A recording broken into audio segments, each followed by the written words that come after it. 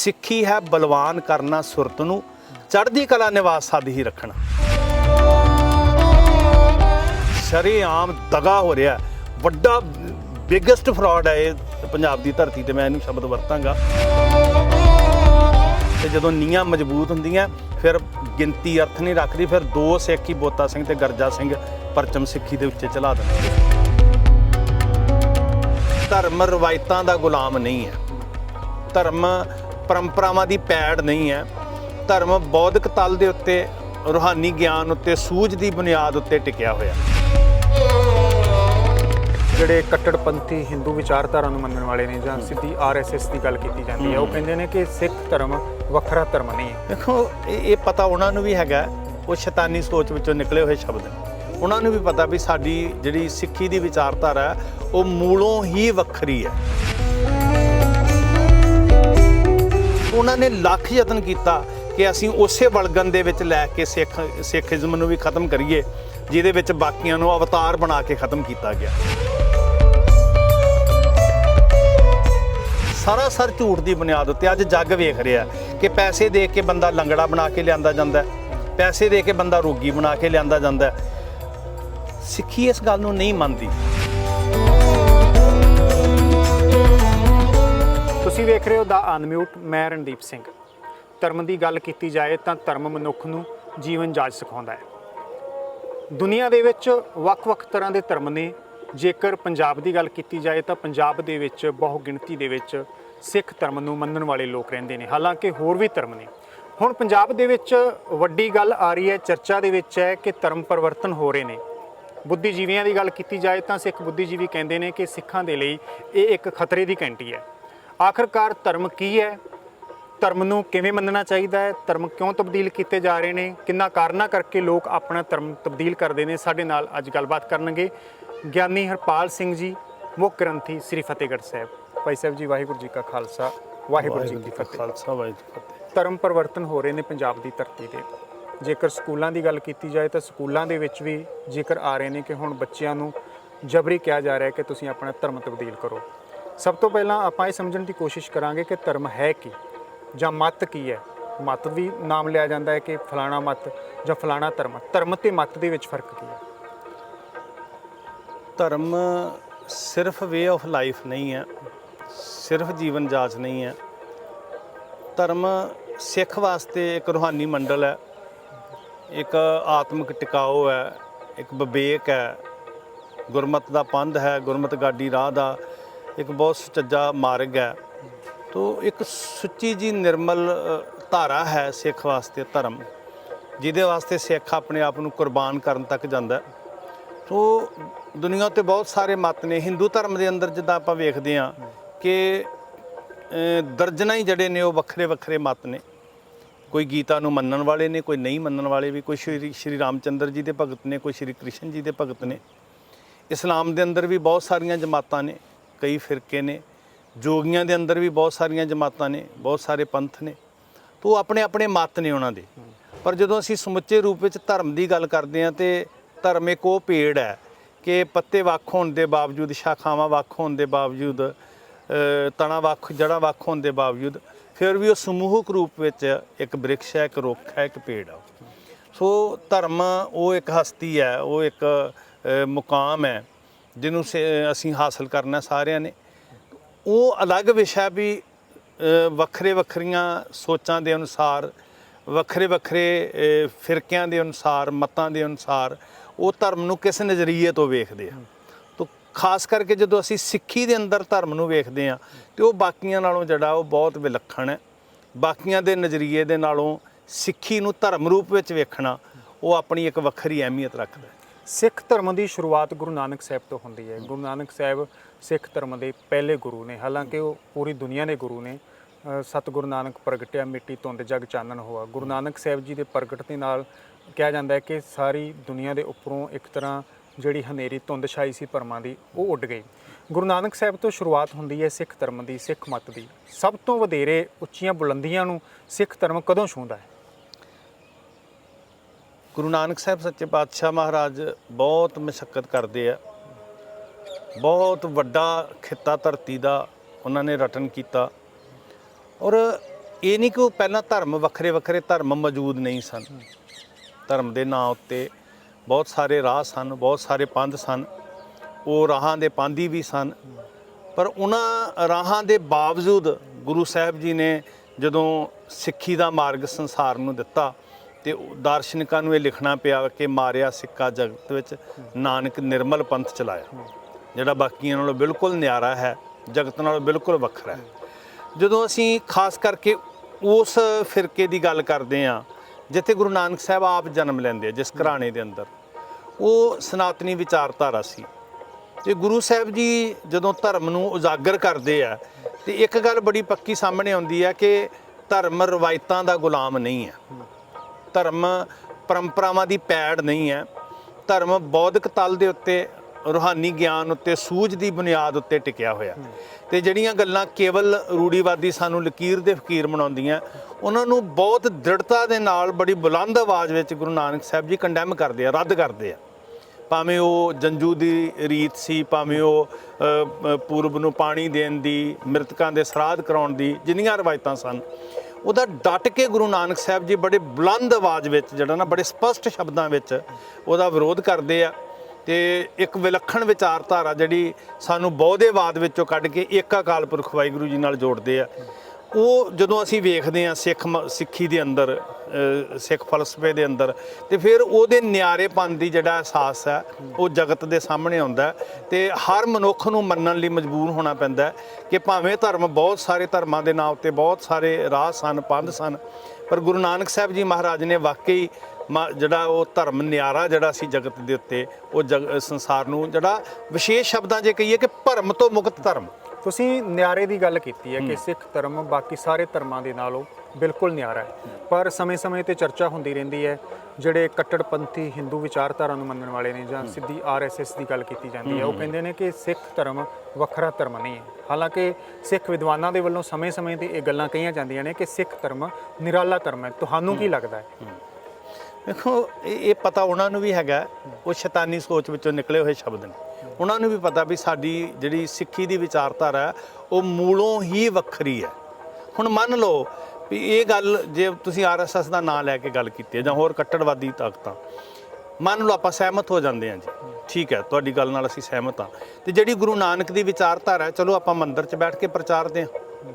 ਜਦੋਂ ਉੱਥੇ ਬੈਠ ਕੇ ਅਸੀਂ ਜੰਜੂ ਦਾ ਵਿਰੋਧ ਕਰਾਂਗੇ, ਉੱਥੇ ਬੈਠ ਕੇ ਅਸੀਂ ਮੂਰਤੀ ਪੂਜਾ ਦਾ ਵਿਰੋਧ ਕਰਾਂਗੇ, ਜੋ ਪਾਹਨ ਕੀ ਪਾਈ ਪਾਏ ਤਿਨ ਕੀ ਘਾਲ ਜਾਈ ਜਾਏ, ਜਦੋਂ ਸ਼੍ਰੀ ਗੁਰੂ ਗ੍ਰੰਥ ਸਾਹਿਬ ਦੀ ਵਿਚਾਰਧਾਰਾ ਲੈ ਕੇ ਅਸੀਂ ਉੱਥੇ ਜਾਵਾਂਗੇ, ਜੇਕਰ ਸੂਤਕ ਮੰਨੀਏ ਸਭ, ਤੇ ਜਦੋਂ ਆਸਾ ਜੀ ਕੀ ਵਾਰ ਦਾ ਸੂਰਜ ਉਦੇ ਹੋਏਗਾ ਗੁਰਬਾਣੀ ਦੇ ਪ੍ਰਕਾਸ਼ ਦਾ, ਤੇ ਉੱਥੋਂ ਤੇ ਭਰਮ ਤਰਾ ਕਰਕੇ ਭੱਜ ਉੱਠੇਗਾ ਜੀ। ਸੋ ਗੁਰੂ ਨਾਨਕ ਦਾ ਧਰਮ ਇਸ ਲਈ ਨਿਆਰਾ ਹੈ ਕਿ ਉੱਥੇ ਭਰਮ ਦਾ ਹਨੇਰਾ ਨਹੀਂ ਟਿਕ ਸਕਦਾ। ਫਿਰ ਵਾਰ-ਵਾਰ ਇਹ ਕਿਉਂ ਕਿਹਾ ਜਾਂਦਾ ਹੈ ਕਿ ਸਾਡੇ ਵਿੱਚੋਂ ਨਿਕਲੇ ਨੇ, ਤੁਸੀਂ ਸਾਡਾ ਹੀ ਰੂਪ ਹੋ, ਹਿੰਦੂ ਦਾ ਹੀ ਦੂਜਾ ਅੰਗ ਜਿਹੜਾ ਉਹ ਸਿੱਖ ਧਰਮ ਹੈ? ਵਿੱਚੋਂ ਨਿਕਲਣ ਨਾਲ ਕੋਈ ਫਰਕ ਨਹੀਂ ਪੈਂਦਾ ਜੀ। ਜਦੋਂ ਅਸੀਂ ਯਹੂਦੀਆਂ ਦਾ, ਈਸਾਈਆਂ ਦਾ, ਮੁਸਲਮਾਨਾਂ ਦਾ ਮੂਲ ਰੂਪ ਵੇਖਦੇ ਹਾਂ, ਪਿਛੋਕੜ ਵੇਖਦੇ ਹਾਂ, ਤੇ ਉਹ ਕਿਤੇ ਨਾ ਕਿਤੋਂ ਜਿਹੜੀ ਆ ਉਹਨਾਂ ਦਾ ਮੂਲ ਇੱਕ ਥਾਂ ਤੇ ਰਲਦਾ ਜਾ ਕੇ। ਪਰ ਉਹਦਾ ਮਤਲਬ ਇਹ ਨਹੀਂ ਹੈ ਕਿ ਉਹਨਾਂ ਦੀ ਆਪਣੀ ਵੱਖਰੀ ਹੋਂਦ ਨਹੀਂ ਹੈ, ਹਸਤੀ ਨਹੀਂ ਹੈ। ਰੱਬੀ ਨਾਂ ਸੀ ਜਿਹੜੇ ਗੁਰੂ ਨਾਨਕ ਸਾਹਿਬ ਨੇ ਸਾਰੇ ਵਰਤੇ ਨੇ, ਉਹਦੇ 'ਚ ਨਾਵਾਂ 'ਚ ਕੋਈ ਝਗੜਾ ਨਹੀਂ ਹੈ। ਪਰ ਇੱਕ ਬੁਨਿਆਦੀ ਜਿਹੜੀ ਵਖਰੇਵਾਂ ਸਾਨੂੰ ਜਿਹੜਾ ਨਜ਼ਰ ਆਉਂਦਾ, ਉਹ ਕਿਸੇ ਸਰੀਰ ਦੇ ਨਾਮ ਨਹੀਂ ਹਨ, ਉਹ ਵਾਹਿਗੁਰੂ ਜੀ ਦੇ ਗੁਣਾਂ ਦੇ ਨਾਮ ਹਨ। ਭਾਈ ਕਾਹਨ ਸਿੰਘ ਨਾਭਾ ਨੇ ਇੱਕ ਕਿਤਾਬ ਲਿਖੀ ਸੀ, ਹਮ ਹਿੰਦੂ ਨਹੀਂ, ਬਹੁਤ ਸਮਾਂ ਪਹਿਲਾਂ ਦੀ ਗੱਲ ਹੈ। ਅੱਜ ਵੀ ਚਰਚਾ ਹੁੰਦੀ ਹੈ ਕਿ ਸਿੱਖ ਜਿਹੜੇ ਨੇ ਹਿੰਦੂਆਂ ਦਾ ਹੀ ਰੂਪ ਨੇ। ਕਿ ਉਸ ਸਮੇਂ ਵੀ ਇਹੋ ਜਿਹੀ ਕੋਈ ਮੁਸ਼ਕਲ ਆਈ ਸੀ ਤਾਂ ਕਿਤਾਬ ਲਿਖਣੀ ਪਈ, ਹਮ ਹਿੰਦੂ ਨਹੀਂ? ਸਪੈਸ਼ਲੀ ਉਹਨਾਂ ਨੇ ਨਾਮ ਵਿੱਚ ਦਿੱਤਾ, ਕਿਤਾਬ ਦਾ ਨਾਮ ਹੀ ਇਹ ਰੱਖਿਆ। ਮੁੱਢ ਕਦੀਮ ਤੋਂ ਹੀ ਇਹ ਆਈ ਸੀ ਸਮੱਸਿਆ ਜੀ, ਕਿਉਂਕਿ ਇਹ ਐਸਾ ਸੱਚ ਦਾ ਸੂਰਜ ਸੀ ਜਿਹਦੇ ਤੋਂ ਭਰਮ ਜਾਲ ਬੁਣ ਕੇ ਬੈਠੇ ਲੋਕਾਂ ਨੂੰ ਡਰ ਆਉਂਦਾ ਸੀ। ਗੁਰੂ ਨਾਨਕ ਸਾਹਿਬ ਦੀ ਵਿਚਾਰਧਾਰਾ ਤੋਂ ਉਹ ਬਹੁਤ ਭੈਭੀਤ ਹੋਏ ਸੀ। ਉਹਦਾ ਕਾਰਨ ਇਹ ਸੀ ਕਿ ਕੂੜ ਦਾ ਜਿਹੜਾ ਸੀ ਉਹ ਸੱਚ ਅੱਗੇ ਟਿਕਣਾ ਨਾਮੁਮਕਿਨ ਸੀ ਜੀ। ਹਨੇਰੇ ਦਾ ਸੂਰਜ ਅੱਗੇ ਟਿਕਣਾ ਨਾਮੁਮਕਿਨ ਸੀ। ਤਾਂ ਉਹਨਾਂ ਨੇ ਲੱਖ ਯਤਨ ਕੀਤਾ ਕਿ ਅਸੀਂ ਉਸੇ ਵਲਗਨ ਦੇ ਵਿੱਚ ਲੈ ਕੇ ਸਿੱਖੀਜ਼ਮ ਨੂੰ ਵੀ ਖਤਮ ਕਰੀਏ, ਜਿਹਦੇ ਵਿੱਚ ਬਾਕੀਆਂ ਨੂੰ ਅਵਤਾਰ ਬਣਾ ਕੇ ਖਤਮ ਕੀਤਾ ਗਿਆ ਵੀ ਇਹ ਵੀ ਫਲਾਣੇ ਦੇਵਤੇ ਦਾ ਅਵਤਾਰ ਧਰਤੀ ਦੇ ਉੱਤੇ ਆਇਆ। ਸੋ ਉਹ ਅਵਤਾਰਵਾਦ ਦੀ ਵਲਗਣ ਵਿੱਚ ਪਰੋਣ ਦਾ ਯਤਨ ਕੀਤਾ ਗਿਆ। ਪਰ ਜਿਹੜੀ ਗੁਰੂ ਨਾਨਕ ਦੀ ਵਿਚਾਰਧਾਰਾ ਸੀ ਨਾ, ਗਿਆਨ ਦੀ ਮਸ਼ਾਲ ਸੀ, ਉਹ ਇੰਨੀ ਪ੍ਰਬਲ ਹੈ ਕਿ ਜਿਵੇਂ ਇਹ ਕਿਹਾ ਜਾਂਦਾ ਦਾਵਾ ਕਿ ਇੱਥੇ ਤੇ ਡੇਟਾਂ ਤੱਕ ਮਿਥੀਆਂ ਗਈਆਂ ਨਾ ਵੀ 2020 ਤੱਕ 21 ਤੱਕ ਅਸੀਂ ਦੂਜਿਆਂ ਨੂੰ ਨਿਗਲ ਜਾਣਾ ਹੈ, ਸਾਰਿਆਂ ਨੂੰ ਸਮੇਟ ਲੈਣਾ ਹੈ ਤੇ ਇੱਕ ਰਾਸ਼ਟਰਵਾਦ ਜਿਹੜਾ ਇੱਕ ਧਰਮ ਇੱਥੇ ਪੈਦਾ ਕਰ ਦੇਣਾ। ਇਦਾਂ ਦੇ ਵੀ ਜਿਹੜੇ ਆ ਉਹ ਝੂਠ ਤੂਫਾਨ ਦੇ ਕੁਫਰ ਤੋਲੇ ਗਏ। ਪਰ ਜਿਹੜੀ ਗੁਰੂ ਨਾਨਕ ਦੀ ਵਿਚਾਰਧਾਰਾ ਇਹਨੂੰ ਨਿਗਲਣਾ ਇੰਨਾ ਸੁਖਾਲਾ ਨਹੀਂ ਹੈ। ਗੁਰੂ ਨਾਨਕ ਦੀ ਵਿਚਾਰਧਾਰਾ ਉਹ ਸੱਚ ਦਾ ਖੰਡਾ ਹੈ ਜਿਹੜਾ ਨਿਗਲਿਆ ਹੋਇਆ ਵੀ ਉਧਰ ਪਾੜ ਕੇ ਜਗਤ ਦੇ ਉੱਤੇ ਪ੍ਰਗਟ ਹੋਏਗਾ। ਪਹਿਲਾ ਹੀ ਸ਼ਬਦ ਜਿਹੜਾ ਵਿਲੱਖਣਤਾ ਦਾ ਪ੍ਰਤੀਕ ਹੈ, ਇੱਕ ਓੰਕਾਰ, ਉਹ ਤ੍ਰੈ ਦੇਵ ਦੀ ਮਾਨਤਾ ਨੂੰ ਖੰਡਨ ਕਰਦਾ, 33 ਕਰੋੜ ਦੀ ਹੋਣ ਦਾ ਖੰਡਨ ਕਰਦਾ।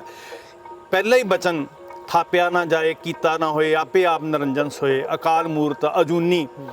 ਤੇ ਇੱਥੋਂ ਤੱਕ ਕਹਿਣਾ ਕਿ ਸਾ ਮੁਖ ਜਲੋ ਜੋ ਕਹੇ ਠਾਕੁਰ ਜੂਨੀ, ਰੱਬ ਜੇ ਜੂਨਾ 'ਚ ਦੱਸ ਦਿਓ ਤੇ ਜੀਭ ਸੜ ਜਾਣੀ ਚਾਹੀਦੀ ਹੈ। ਸੋ ਉਹ ਅਵਤਾਰਵਾਦ ਦਾ ਮੂਲੋਂ ਖੰਡਨ ਹੈ। ਇੱਕ ਇੱਕ ਸ਼ਬਦ ਜਿਹੜਾ ਬਾਣੀ ਦਾ, ਗੁਰਮਤਿ ਵਿਚਾਰਧਾਰਾ ਦਾ, ਉਹ ਕਿਤੇ ਵੀ ਉਹ ਰੂੜੀਵਾਦੀ ਦੂਜੀ ਫਲਸਫੇ ਦੇ ਨਾਲ ਕਿਤੇ ਵੀ ਤੁਲਨਾ ਕੀਤੀ ਨਹੀਂ ਜਾ ਸਕਦੀ। ਇਹ ਪਤਾ ਬਿਲਕੁਲ ਸਾਰਾ ਉਹਨਾਂ ਨੂੰ ਹੈਗਾ, ਪਰ ਇੱਕ ਸ਼ੈਤਾਨੀ ਸੋਚ ਹੈ ਤੇ ਲੋਕਾਂ ਦੇ ਵਿੱਚ ਇੱਕ ਬਹੁਤ ਵੱਡਾ ਭਰਮ ਦਾ ਫੈਲਾਅ ਆ, ਜਿਹਨੂੰ ਜ਼ਿਆਦਾ ਦੇਰ ਬੱਦਲਾਂ ਦੀ, ਜਿਵੇਂ ਨਾ ਬੱਦਲ ਆਉਂਦੇ ਆ ਤੇ ਸੂਰਜ ਨੂੰ ਜ਼ਿਆਦਾ ਦੇਰ ਨਹੀਂ ਢੱਕ ਸਕਦੇ। ਸੋ ਇਹ ਪਤਾ ਪ੍ਰਚਾਰਨ ਵਾਲਿਆਂ ਨੂੰ ਵੀ ਹੈਗਾ ਜਿਹੜੀ ਇਹ ਗੱਲਾਂ ਪ੍ਰਚਾਰਦੇ ਆ, ਪਰ ਇਹ ਧੁੰਦ ਦੇ ਬੱਦਲ ਨੇ, ਛੇਤੀ ਖਿੰਡ ਜਾਂਦੇ। 2020-21 ਦੀਆਂ ਤੁਸੀਂ ਗੱਲਾਂ ਕਰ ਰਹੇ ਹੋ ਜਦੋਂ ਇਹ ਚਰਚਾ ਸ਼ੁਰੂ ਹੋਈ ਹੈ। ਇਸ ਤੋਂ ਪਹਿਲਾਂ ਜੇਕਰ ਆਪਾਂ ਮਹਾਰਾਜਾ ਰਣਜੀਤ ਸਿੰਘ ਦੇ ਸਮੇਂ ਦੀ ਗੱਲ ਕਰੀਏ, ਉਸ ਸਮੇਂ ਸਿੱਖੀ ਜਿਹੜੀ ਕਾਫੀ ਵਧੀ ਫੁੱਲੀ। ਮਹਾਰਾਜਾ ਰਣਜੀਤ ਸਿੰਘ ਦੇ ਰਾਜ ਦੇ ਵਿੱਚ ਸਿੱਖਾਂ ਨੇ ਜਿਹੜੇ ਆਪਣੇ ਕੇਸਰੀ ਝੰਡੇ ਝੁਲਾਏ। ਪਰ ਉਸ ਤੋਂ ਬਾਅਦ ਜਦੋਂ 1849 ਦੇ ਵਿੱਚ ਖਾਲਸਾ ਦਰਬਾਰ ਦਾ ਜਿਹੜਾ ਰਾਜ ਜਾਂਦਾ ਹੈ, ਮਹਾਰਾਜਾ ਰਣਜੀਤ ਸਿੰਘ ਦਾ ਰਾਜ ਚਲਾ ਜਾਂਦਾ ਹੈ ਉਹਨਾਂ ਦੀ ਮੌਤ ਤੋਂ ਬਾਅਦ, ਕਹਿੰਦੇ ਉਸ ਸਮੇਂ ਵੀ ਇਹ ਗੱਲ ਉੱਠੀ ਸੀ ਕਿ ਹੁਣ ਜਿਹੜੇ ਸਿੱਖ ਨੇ ਜਲਦੀ ਖਤਮ ਹੋ ਜਾਣਗੇ, ਨਿਗਲੇ ਜਾਣਗੇ, ਜਾਂ ਇਹ ਕੇਵਲ ਅਜਾਇਬ ਘਰਾਂ ਦੇ ਵਿੱਚ ਹੀ ਇਹਨਾਂ ਦੀਆਂ ਤਸਵੀਰਾਂ ਦੇਖਣ ਨੂੰ ਮਿਲਿਆ ਕਰਨਗੀਆਂ।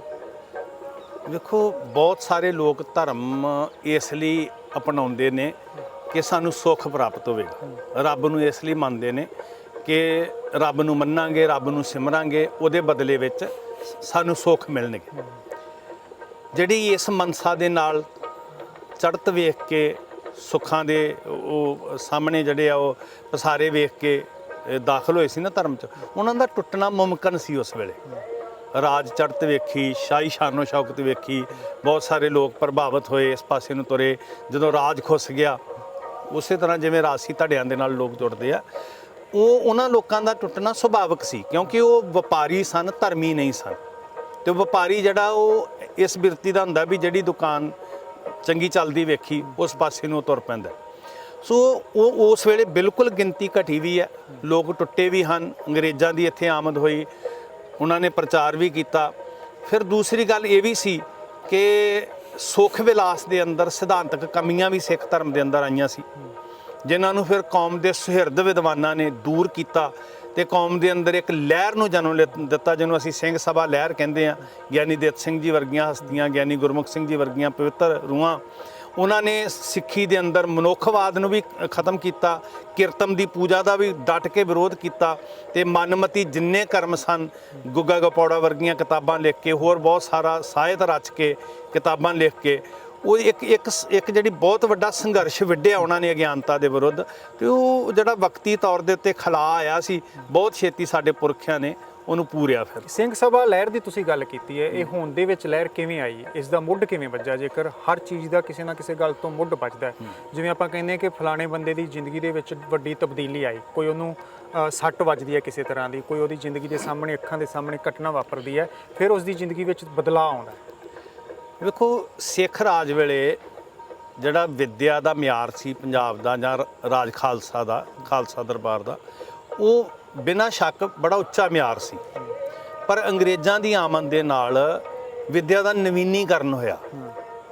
ਉਹ ਵਿੱਦਿਆ ਪਾਠਸ਼ਾਲਾਵਾਂ, ਗੁਰਦੁਆਰਿਆਂ ਵਿੱਚ, ਧਰਮ ਸਥਾਨਾਂ ਦੇ ਉੱਤੇ ਵਿੱਦਿਆ ਮਿਲਦੀ ਸੀ। ਇੱਕ ਵੱਖਰੇ ਕਿਸਮ ਦਾ ਤਰੀਕਾ ਜਿਹੜਾ ਪੁਰਾਣਾ ਤਰੀਕਾ ਸੀ।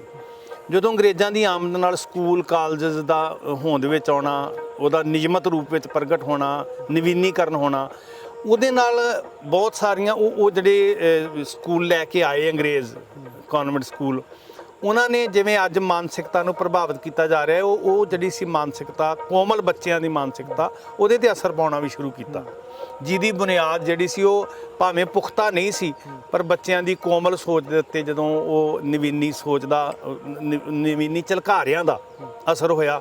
ਤੇ ਸਾਡੇ 4 ਬੱਚਿਆਂ ਨੇ ਸ਼੍ਰੀ ਅੰਮ੍ਰਿਤਸਰ ਸਾਹਿਬ ਦੀ ਧਰਤੀ ਉੱਤੇ ਸਿੱਖੀ ਨੂੰ ਛੱਡਣ ਦਾ ਜਿਹੜਾ ਸੀ ਉਹ ਰਾਹ ਅਪਣਾਇਆ, ਕ੍ਰਿਸਚਨ ਹੋਣ ਦਾ।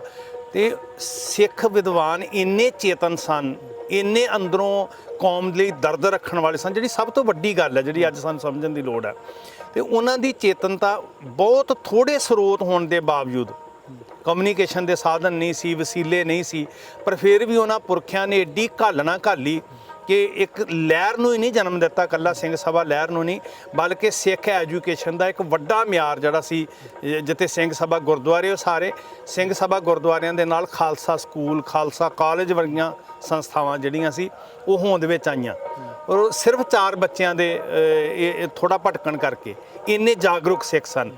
ਤੇ ਉਹ ਤਾਂ ਮੈਂ ਅਰਜ਼ ਕੀਤੀ ਵੀ ਉਸ ਖੱਪੇ ਨੂੰ ਸਾਡੇ ਵਿਦਵਾਨਾਂ ਨੇ ਬਹੁਤ ਛੇਤੀ ਪੂਰਿਆ, ਔਰ ਖਾਸ ਕਰਕੇ ਉਹਨਾਂ ਜਿਨ੍ਹਾਂ ਦੇ ਅੰਦਰ ਕੌਮੀ ਸੁਹਿਰਦਤਾ ਸੀ। ਉਸ ਸਮੇਂ ਕੇਵਲ 4 ਨੌਜਵਾਨ ਸਨ ਜਿਨ੍ਹਾਂ ਨੇ ਦੂਸਰੇ ਧਰਮ ਨੂੰ ਗ੍ਰਹਿਣ ਕੀਤਾ, ਕ੍ਰਿਸਚਨ ਬਣੇ। ਤਾਂ ਉਸ ਤੋਂ ਬਾਅਦ ਵੱਡੀ ਸੱਟ ਲੱਗਦੀ ਹੈ ਸਿੱਖ ਵਿਦਵਾਨਾਂ ਦੇ ਦਿਲਾਂ ਨੂੰ, ਤਾਂ ਉਹ ਹੱਥ ਦੇ ਵਿੱਚ ਝੰਡਾ ਚੱਕ ਲੈਂਦੇ ਨੇ ਪ੍ਰਚਾਰ ਦਾ, ਕਹਿੰਦੇ ਨੇ ਹੁਣ ਸਿੱਖੀ ਦਾ ਪ੍ਰਚਾਰ ਕਰਨਾ ਹੈ, ਸਿੱਖੀ ਦਾ ਪ੍ਰਚਾਰ ਕਰਦੇ ਨੇ, ਆਪਣਿਆਂ ਨੂੰ ਸਿੱਖੀ ਦੇ ਵਿੱਚ ਪਰਪੱਕ ਕਰਦੇ ਨੇ। ਪਰ ਤੁਹਾਨੂੰ ਨਹੀਂ ਲੱਗਦਾ ਅੱਜ ਦੇ ਸਮੇਂ ਦੇ ਵਿੱਚ ਪੰਜਾਬ ਦਾ ਬਹੁ ਵਰਗ ਜਿਹੜਾ ਸਿੱਖ ਧਰਮ ਦੇ ਨਾਲ ਸੰਬੰਧ ਰੱਖਦਾ ਹੈ, ਜਿਹੜੇ ਸਰਦਾਰ ਬੰਦੇ ਨੇ, ਉਹ ਅੱਜ ਸਿੱਖੀ ਨੂੰ ਛੱਡ ਰਹੇ ਨੇ, ਉਹ ਕ੍ਰਿਸਚਨ ਬਣ ਰਹੇ ਨੇ? ਅੱਜ ਸਿੱਖ ਚੇਤਨ ਕਿਉਂ ਨਹੀਂ ਹੋ ਰਹੇ? ਅੱਜ ਸਾਡੇ ਆਗੂ ਕਿੱਥੇ ਨੇ? ਉਸ ਸਮੇਂ ਤਾਂ 4 ਬਦਲੇ ਸਨ ਤੇ ਵੱਡੀ ਲਹਿਰ ਖੜੀ ਹੋ ਗਈ। ਅੱਜ ਸ਼੍ਰੋਮਣੀ ਕਮੇਟੀ ਨੇ ਲਹਿਰ ਖੜੀ ਕਰਨੀ ਸੀ, ਉਹ ਲਹਿਰ ਕਿਤੇ ਨਜ਼ਰ ਨਹੀਂ ਆ ਰਹੀ। ਸ਼੍ਰੋਮਣੀ ਗੁਰਦੁਆਰਾ ਪ੍ਰਬੰਧਕ ਕਮੇਟੀ ਯਤਨਸ਼ੀਲ ਹੈ। ਚਲੋ ਮੈਂ ਵੀ ਸ਼੍ਰੋਮਣੀ ਕਮੇਟੀ ਦਾ ਹਿੱਸਾ ਹਾਂ, ਮੈਨੂੰ ਪਲੇਟਫਾਰਮ, ਕੌਮ ਦਾ ਇਤਿਹਾਸਕ ਸਥਾਨ ਮਿਲਿਆ ਹੋਇਆ, ਕੌਮ ਦੀ ਸੰਸਥਾ ਹੈ। ਕਮਜ਼ੋਰੀਆਂ ਮੇਰੇ ਨਿੱਜੀ ਤੌਰ ਤੇ ਮੇਰੇ ਜੀਵਨ 'ਚ ਵੀ ਹੋ ਸਕਦੀਆਂ, ਸੰਸਥਾ ਵਿੱਚ ਵੀ ਹੋ ਸਕਦੀਆਂ, ਪਰ ਕੌਮੀ ਸੁਹਿਰਦਤਾ ਜਿਹੜੀ ਹੈ ਉਹ ਸਾਡੇ ਪ੍ਰੈਕਟੀਕਲ ਵਿੱਚ ਉਜਾਗਰ ਹੋਣੀ ਹੈ। ਇਹਦੇ 'ਚ ਕੋਈ ਸ਼ੱਕ ਨਹੀਂ। ਕੁਝ ਕਰਾਂਗੇ ਤੇ ਮੈਨੂੰ ਕਹਿਣ ਦੀ ਲੋੜ ਨਹੀਂ, ਸੰਗਤ ਆਪ ਵੇਖੇਗੀ। ਪਰ ਇਹਦੇ ਪਿੱਛੇ ਜਿਹੜਾ ਇੱਕ ਕਾਰਨ ਮੂਲ ਰੂਪ 'ਚ ਨਜ਼ਰ ਆਉਂਦਾ ਨਾ ਜੀ, ਉਹ ਇਹ ਵੀ ਹੈ ਕਿ ਜਦੋਂ ਅਸੀਂ ਧਰਮ ਨੂੰ ਧੰਦਾ ਬਣਾ ਲਿਆ, ਧੰਦਾ ਮਤਲਬ ਕਿ ਅਸੀਂ ਧਾਰਮਿਕ ਇਸ ਵਾਸਤੇ ਹਾਂ, ਅਸੀਂ ਪਾਠ ਇਸ ਲਈ ਕਰ ਰਹੇ ਹਾਂ, ਅਸੀਂ ਮੱਥਾ ਇਸ ਲਈ ਟੇਕ ਰਹੇ ਹਾਂ, ਅਸੀਂ ਮੱਸਿਆ ਤੇ ਪੰਚਮੀ ਤੇ ਸੰਗਰਾਂਦ ਤੇ ਇਸ ਲਈ ਇਸ਼ਨਾਨ ਕਰਨ ਜਾ ਰਹੇ ਹਾਂ ਕਿ ਆਹ ਕਰਾਂਗੇ ਸਾਨੂੰ ਆਹ ਸੁੱਖ ਮਿਲੇਗਾ, ਆਹ ਸ਼ਬਦ ਪੜਾਂਗੇ ਸਾਡੀ ਆਹ ਬਿਮਾਰੀ ਦੂਰ ਹੋਏਗੀ। ਆ ਜਦ ਕਿ ਸਿੱਖੀ ਦੀ ਬੁਨਿਆਦ ਰੱਖਣ ਵਾਲੇ ਬਾਪੂ ਨੇ ਕਿਹਾ ਸੀ, ਜੇ ਸੁੱਖ ਦੇ ਤਾਂ ਤੁਝਾ ਰਾਦੀ ਦੁੱਖ ਪੀ ਤੁਝੇ। ਆਪਾਂ ਪਹਿਲੀ ਦਾ ਸਬਕ ਪੜ੍ਹਦੇ ਹਾਂ, ਕੇਤਿਆਂ ਦੁੱਖ ਭੂਖ ਸਦ ਮਾਰ, ਇਹ ਪੇ ਦਾਤ ਤੇਰੀ ਦਾਤਾਰ। ਜੇ ਪਾਠ ਸਿਰਫ ਸੁੱਖ ਲੈਣ ਲਈ ਕਰਨਾ ਹੁੰਦਾ ਜਾਂ ਧਰਮੀ ਸਿਰਫ ਸੁੱਖ ਲੈਣ ਲਈ ਬਣਨਾ ਹੁੰਦਾ ਤੇ ਫਿਰ ਸ਼ਾਇਦ ਆਰੇ ਸਿਰ ਤੇ ਨਾ ਚਲਾਏ ਜਾਂਦੇ, ਖੋਪਰੀਆਂ ਨਾ ਲੁਹਾਈਆਂ ਜਾਂਦੀਆਂ। ਵੱਡੀ ਭੁੱਲ ਮੈਂ ਕਹਿੰਦਾ ਇਹ ਹੋਈ। ਠੀਕ ਹੈ, ਗੁਰੂ ਸਮਰੱਥ ਹੈ, ਸੁੱਖਾਂ ਦਾ ਦਾਤਾ ਹੈ, ਉਹ ਕੀ ਕੁਝ ਸਾਡੀ ਝੋਲੀ 'ਚ ਪਾਉਣਾ ਚਾਹੁੰਦਾ ਅਸੀਂ ਨਹੀਂ ਜਾਣਦੇ। ਪਰ ਜਿਹੜੀ ਗੱਲ ਸਾਨੂੰ ਬਾਣੀ 'ਚ ਕਹੀ, 10 ਵਸਤੂ ਲੈ ਪਾਛਾ ਪਾਵੈ, ਇੱਕ ਬਸਤ ਕਾਰਨ ਬਿਖੋਟ ਗਵਾਵੈ, ਇੱਕ ਪੀਨਾ ਦੇ 10 ਪੀਹਰ ਲੈ ਤਉ ਮੂੜਾ ਕੋ ਕਹਾਂ ਕਰੇ। ਸੋ ਸਿੱਖੀ ਸ਼ਿਕਵਿਆਂ ਦਾ ਨਾਂ ਨਹੀਂ ਹੈ ਤੇ ਨਾ ਹੀ ਸਿੱਖੀ ਸੌਦਿਆਂ ਦਾ ਨਾਂ ਹੈ। ਇੱਥੇ ਸਿਰ ਤੇ ਆਰੇ ਚੱਲ ਰਹੇ ਹੋਣ ਤੇ ਤਾਂ ਵੀ ਇਹ ਕਹਿਣਾ ਕਿ ਤੇਰਾ ਕੀਆ ਮਿੱਠਾ ਲੱਗਾ। ਇੱਥੇ ਕੰਮ ਖਰਾਬ ਹੋਇਆ ਜੀ, ਗੜਬੜ ਹੋਇਆ ਜਦੋਂ ਅਸੀਂ ਵੀ ਇਦਾਂ ਦੇ ਦਾਅਵੇ ਕਰਨ ਲੱਗ ਪਏ। ਹਾਂ, ਸੁੱਤੇ ਸਿੱਧ ਕ੍ਰਿਸ਼ਮੇ ਵਰਤਨੇ ਉਹ ਬਹੁਤ ਮਾਮੂਲੀ ਗੱਲ ਹੈ, ਉਹਦੀ ਕੋਈ ਵੱਡੀ ਅਹਿਮੀਅਤ ਨਹੀਂ ਹੈ। ਮੈਂ ਕਹਿੰਦਾ ਉਂਗਲਾਂ ਤੇ ਕਿਉਂ ਗਿਣਦੇ ਹਾਂ ਅਸੀਂ? ਜ਼ਿੰਦਗੀ ਦੇ ਹਰ ਪੜਾਅ ਤੇ ਕ੍ਰਿਸ਼ਮੇ ਵਰਤ ਰਹੇ ਆ। ਸਾਡੇ ਸਾਹ ਦਾ ਆਉਣਾ, ਸਾਡੇ ਭੋਜਨ ਦੀ ਗਰਾਹੀ ਦਾ ਖੂਨ ਬਣਨਾ, ਇਹ ਵੀ ਰੱਬੀ ਕ੍ਰਿਸ਼ਮਾ ਹੀ ਹੈ ਜੀ। ਹਰ ਛਿਨ ਕ੍ਰਿਸ਼ਮੇ ਵਰਤ ਰਿਹਾ, ਅਸੀਂ ਉਹਦੀਆਂ ਗਿਣਤੀਆਂ 'ਚ ਕਿਉਂ ਪੈ ਗਏ? ਇਹ ਸਾਡਾ ਇਸ਼ੂ ਨਹੀਂ ਸੀ। ਸਾਡਾ ਜਿਹੜਾ ਟਾਰਗੇਟ ਸੀ, ਸਾਡਾ ਜਿਹੜਾ ਨਿਸ਼ਚਾ ਸੀ, ਉਹ ਇਹ ਨਹੀਂ ਕਿ ਦੁੱਖ ਸੁੱਖ ਵਿੱਚ ਬਦਲ ਜਾਏ, ਤੱਤੀ ਤਵੀ ਠੰਡੀ ਹੋ ਜਾਏ, ਬਲਕਿ ਤੱਤੀ ਤਵੀ ਤੇ ਬੈਠਣ ਦੀ ਸਮਰੱਥਾ ਮਿਲ ਜਾਏ। ਵੈਲ ਪਾਵਰ ਜਿਹਨੂੰ ਅਸੀਂ ਕਹਿੰਦੇ ਹਾਂ, ਆਤਮ ਬਲ ਜਿਹਨੂੰ ਅਸੀਂ ਕਹਿੰਦੇ ਹਾਂ, ਇੱਥੇ ਗੜਬੜ ਹੋ ਗਈ ਜੀ। ਤੇ ਜਦੋਂ ਅਸੀਂ ਬੰਦਿਆਂ ਨੂੰ ਵਪਾਰੀ ਬਣਾ ਦਿੱਤਾ, ਉਹ ਫਿਰ ਹੱਥ ਵਿੱਚ ਠੂਠਾ ਲੈ ਕੇ ਦੁਕਾਨ ਤੇ ਫਿਰਨ ਲੱਗ ਪਏ, ਹੈ ਨਾ। ਉਹ ਜਿਹੜੀ ਬਿਰਤੀ ਸੀ ਜੰਗਲਾਂ 'ਚ ਰਹਿ ਕੇ, ਘਰੋਂ ਬੇਘਰ ਹੋ ਕੇ, ਖੰਨੇ ਪ੍ਰਸ਼ਾਦੇ ਤੇ ਗੁਜ਼ਾਰਾ ਕਰਕੇ, ਧਰਮ ਨਹੀਂ ਹਾਰਿਆ, ਸਿੱਖੀ ਕੇਸਾਂ ਸਵਾਸਾਂ ਨਾਲ ਨਿਭਾਈ, ਉਹ ਬਿਰਤੀ ਦੇ ਵਿੱਚ ਕਮਜ਼ੋਰੀ ਜਿਹੜੀ ਸੀ, ਉਹ ਮੈਂ ਸਮਝਦਾ ਵੀ ਸਾਡੇ ਜਿਹੜੇ ਕਿਤੇ ਨਾ ਕਿਤੇ ਅਸੀਂ ਲੋਕਾਂ ਨੂੰ ਭਰਮਾਉਣ ਲਈ ਕਿ ਮੇਰੇ ਪਿੱਛੇ ਜ਼ਿਆਦਾ ਲੋਕ ਲੱਗਣਗੇ, ਮੇਰਾ ਬਾਜ਼ਾਰ ਜ਼ਿਆਦਾ ਚੱਲੇਗਾ, ਦੁਕਾਨ ਜ਼ਿਆਦਾ, ਨਿੱਜ ਦੀ ਪੂਜਾ ਜਿਹੜੀ ਸੀ, ਉਹਨੇ ਨੁਕਸਾਨ ਕੀਤਾ ਸਾਡਾ ਬਹੁਤ, ਕਿ ਅਸੀਂ ਸਿੱਖਾਂ ਨੂੰ ਇਦਾਂ ਵਪਾਰੀ ਬਣਾ ਕੇ ਰੱਖ ਦਿੱਤਾ ਜੀ।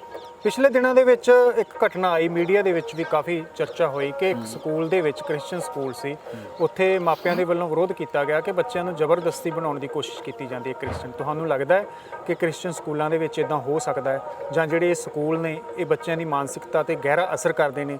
ਜੇਕਰ ਗਹਿਰਾ ਅਸਰ ਕਰਦੇ ਨੇ ਤਾਂ ਫਿਰ ਸਿੱਖ ਉਹਨਾਂ ਦੇ ਉੱਪਰ ਕਿਉਂ ਕਸੂਰ ਥੋਪਦੇ ਨੇ? ਸਿੱਖਾਂ ਦੇ ਵੱਲੋਂ ਆਪਣੇ ਵੱਡੇ ਸਕੂਲ, ਆਪਣੇ ਕਾਲਜ, ਆਪਣੀਆਂ ਯੂਨੀਵਰਸਿਟੀਆਂ ਕਿਉਂ ਨਹੀਂ ਸਥਾਪਿਤ ਕੀਤੀਆਂ ਗਈਆਂ? ਸਕੂਲ ਕਾਲਜ ਸਿੱਖਾਂ ਕੋਲ ਹਨ ਜੀ, ਬਹੁਤ ਹਨ, ਪਰ ਵੇਖੋ ਇਹ ਤੇ ਪੇਰੈਂਟਸ ਨੇ ਸੋਚਣਾ ਵੀ ਉਹਨਾਂ ਨੂੰ ਵਿੱਦਿਆ ਦਾ ਮਿਆਰ ਕਿੱਥੇ ਉੱਚਾ ਲੱਗ ਰਿਹਾ। ਕਈ ਵਾਰੀ ਸੋਚ ਵਿੱਚ ਇਹ ਗੱਲ ਬੈਠ ਜਾਂਦੀ ਹੈ ਕਿ ਅਸੀਂ ਨਾ ਐਜੂਕੇਸ਼ਨ ਦਾ ਮਿਆਰ ਅੱਜ ਇਹ ਸਮਝਣ ਲੱਗ ਪਏ ਸਿਰਫ ਅੰਗਰੇਜ਼ੀ। ਜ਼ਿੰਦਗੀ ਦੀ ਮੋਰਲ ਸਿੱਖਿਆ ਜਿਹੜੀ ਸੀ, ਜ਼ਿੰਦਗੀ ਦੀ ਬੁਨਿਆਦੀ ਜਿਹੜੇ ਅਸੂਲ ਸਨ, ਇਖਲਾਕੀ ਅਸੂਲ ਸਨ, ਉਹਨੂੰ ਅਸੀਂ ਵਿੱਦਿਆ ਦਾ ਹਿੱਸਾ ਹੀ ਨਹੀਂ ਸਮਝ ਰਹੇ। ਅਸੀਂ ਜਿਹੜੇ ਟੀਚਰ ਸਾਹਿਬਾਨਾਂ ਤੋਂ ਪੜ੍ਹੇ ਆ, ਉਹਨਾਂ ਨੇ ਸਾਡੀ ਜ਼ਿੰਦਗੀ ਦੇ ਅੰਦਰ ਸਿਰਫ ਸਰਟੀਫਿਕੇਟ ਲੈਣ ਦੀ ਦੌੜ ਨਹੀਂ ਪੈਦਾ ਕੀਤੀ। ਅੱਜ ਵੀ ਉਹ ਟੀਚਰ ਮਿਲਦੇ ਨੇ ਤੇ ਅਸੀਂ ਉਹਨਾਂ ਦੇ ਚਰਨਾਂ ਨੂੰ ਹੱਥ ਲਾ ਕੇ ਮੱਥਾ ਟੇਕਦੇ ਹਾਂ, ਕਿਉਂਕਿ ਉਹਨਾਂ ਨੇ ਸਾਨੂੰ ਜ਼ਿੰਦਗੀ ਦੀ ਮੌਲਿਕਤਾ ਸਮਝਾਈ, ਜ਼ਿੰਦਗੀ ਦਾ ਯਥਾਰਥ ਸਮਝਾਇਆ, ਜ਼ਿੰਦਗੀ ਦਾ ਸਦਾਚਾਰ ਉਹਨਾਂ ਨੇ ਸਾਡੇ ਅੰਦਰ ਕੁੱਟ-ਕੁੱਟ ਕੇ ਭਰਿਆ। ਅੱਜ ਮਾਪਿਆਂ ਨੂੰ ਇਹ ਭਰਮ ਪੈ ਗਿਆ ਕਿ ਜੇ ਬੱਚੇ ਅੰਗਰੇਜ਼ੀ ਫਰਲ ਬੋਲਣਗੇ ਫਿਰ ਵਿਦਵਾਨ ਨੇ। ਮੈਂ ਕਹਿੰਦਾ ਠੀਕ ਹੈ, ਐਜੂਕੇਟ ਹੋਣਾ ਚਾਹੀਦਾ, ਹਰ ਭਾਸ਼ਾ ਤੇ ਪਕੜ ਹੋਣੀ ਚਾਹੀਦੀ ਹੈ, ਪਰ ਇਹੀ ਵਿਦਵਤਾ ਦਾ ਜਾਂ ਜ਼ਿਆਦਾ ਪੜ੍ਹਾਈ ਦਾ ਪੈਮਾਨਾ ਨਹੀਂ ਹੈ। ਉਹਨਾਂ ਬੱਚਿਆਂ ਨੂੰ, ਜਦੋਂ ਅਸੀਂ ਸਿੱਖੀ ਦੇ ਅੰਦਰ ਬਹੁਤ ਸਾਰੇ ਸ਼੍ਰੋਮਣੀ ਕਮੇਟੀ ਤੋਂ ਇਲਾਵਾ ਵੀ ਸਿੱਖ ਸੰਸਥਾਵਾਂ ਨੇ ਸਕੂਲ ਚਲਾ ਰਹੀਆਂ ਨੇ, ਉਹਨਾਂ ਨੂੰ ਬਾਣੀ ਦੇ ਨਾਲ, ਇਖਲਾਕ ਦੇ ਨਾਲ, ਕਰੈਕਟਰ ਦੇ ਨਾਲ ਜੋੜਿਆ ਜਾ ਰਿਹਾ। ਉਹ ਚੀਜ਼ਾਂ ਦੇ ਗਾਹਕ ਨਹੀਂ ਰਹੇ ਅਸੀਂ। ਇਸ ਵਾਸਤੇ ਜਿਹੜੀ ਦੌੜ ਲੱਗ ਗਈ ਨਾ, ਉਹ ਉਹਨਾਂ ਪਾਸਿਆਂ ਨੂੰ ਭੱਜ ਪਏ ਜਿਹੜੇ ਝੂਠ ਦੀ ਬੁਨਿਆਦ ਦੇ ਉੱਤੇ, ਸਰਾਸਰ ਝੂਠ ਦੀ ਬੁਨਿਆਦ ਉੱਤੇ ਅੱਜ ਜੱਗ ਵੇਖ ਰਿਹਾ ਕਿ ਪੈਸੇ ਦੇ ਕੇ ਬੰਦਾ ਲੰਗੜਾ ਬਣਾ ਕੇ ਲਿਆਂਦਾ ਜਾਂਦਾ, ਪੈਸੇ ਦੇ ਕੇ ਬੰਦਾ ਰੋਗੀ ਬਣਾ ਕੇ ਲਿਆਂਦਾ ਜਾਂਦਾ। ਸਿੱਖੀ ਇਸ ਗੱਲ ਨੂੰ ਨਹੀਂ ਮੰਨਦੀ। ਪੈਸੇ ਦੇ ਕੇ ਮੁਰਦੇ ਜਵਾਨ ਦੀਆਂ ਗੱਲਾਂ ਕੀਤੀਆਂ ਜਾਂਦੀਆਂ ਵੀ ਅਸੀਂ ਇਦਾਂ ਕਰਾਂਗੇ ਤੇ ਕਿਡਨੀਆਂ ਦੇ ਵਿੱਚ ਆਹ ਹੋ ਜਾਏਗਾ, ਕੈਂਸਰ ਠੀਕ ਹੋ ਜਾਏਗਾ, ਅੱਖਾਂ ਠੀਕ ਹੋ ਜਾਣਗੀਆਂ। ਜੇ ਸਾਰਾ ਕੁਝ ਇਦਾਂ ਹੁੰਦਾ ਤੇ ਏਡੇ ਏਡੇ ਵੱਡੇ ਆ ਲੁਧਿਆਣਾ ਭਰਿਆ ਪਿਆ, ਓਸਵਾਲ ਹਸਪੀਟਲ, CMC ਔਰ DMC, ਇਹ ਉਹਨਾਂ ਸੰਸਥਾ ਨੇ ਬਣਾਏ ਹੋਏ ਆ। ਇਹ CMC ਵਰਗੇ ਫਿਰ ਕਿਉਂ ਬਣਾਉਣੇ ਸੀ? ਰਹਿਣ ਦਿਓ ਜੀ। ਤੁਸੀਂ ਆਪਣਾ ਗਰੀਬੀ ਤੇ ਜੀਵਨ ਦੇ ਵਿੱਚ ਆਏ ਹੋਏ ਦੁੱਖ, ਤੁਸੀਂ ਉਸ ਨੂੰ ਕਾਰਨ ਮੰਨ ਰਹੇ ਹੋ ਕਿ ਇਹ ਵੀ ਇੱਕ ਵੱਡਾ ਕਾਰਨ ਹੈ ਆਮ ਲੋਕਾਂ ਦੀ ਜ਼ਿੰਦਗੀ ਦੇ ਵਿੱਚ? ਉਹ ਕਿਸੇ ਨਾ ਕਿਸੇ ਕਾਰਨ ਕਰਕੇ ਦੁਖੀ ਹੁੰਦੇ ਨੇ, ਜਾਂ ਉਹਨਾਂ ਦੀ ਜੀਵਨ ਦੇ ਵਿੱਚ ਕੋਈ ਮੁਸੀਬਤ ਆਉਂਦੀ ਹੈ ਤਾਂ ਉਹ ਜਾ ਕੇ ਕਿਸੇ ਲਾਲਚ ਦੇ ਵਿੱਚ ਪੈ ਕੇ ਧਰਮ ਤਬਦੀਲ ਕਰ ਰਹੇ ਨੇ। ਲੋਕਾਂ ਦੀ ਵਪਾਰੀ ਬਿਰਤੀ, ਭਾਵੇਂ ਉਹ ਪੈਸੇ ਦਾ ਭੁੱਖ ਹੈ, ਭਾਵੇਂ ਉਹ ਸੁੱਖਾਂ ਦੀ ਭੁੱਖ ਹੈ, ਵਪਾਰੀ ਬਿਰਤੀ 'ਚ ਦੋਨੋਂ ਆ ਜਾਣਗੇ। ਪੈਸੇ ਦੀ ਵੀ ਭੁੱਖ ਹੈਗੀ ਆ, ਕਿਤੇ ਸੁੱਖਾਂ ਦੀ ਵੀ ਭੁੱਖ। ਬਹੁਤ ਸਾਰੇ ਪੈਸਿਆਂ ਕਰਕੇ ਨਹੀਂ ਆਉਂਦੇ, ਬਹੁਤ ਸਾਰੇ ਇਸ ਭਰਮ 'ਚ ਨੇ ਵੀ ਆ ਕਰਾਂਗੇ ਤੇ ਸੁੱਖ ਮਿਲ ਜਾਣਗੇ।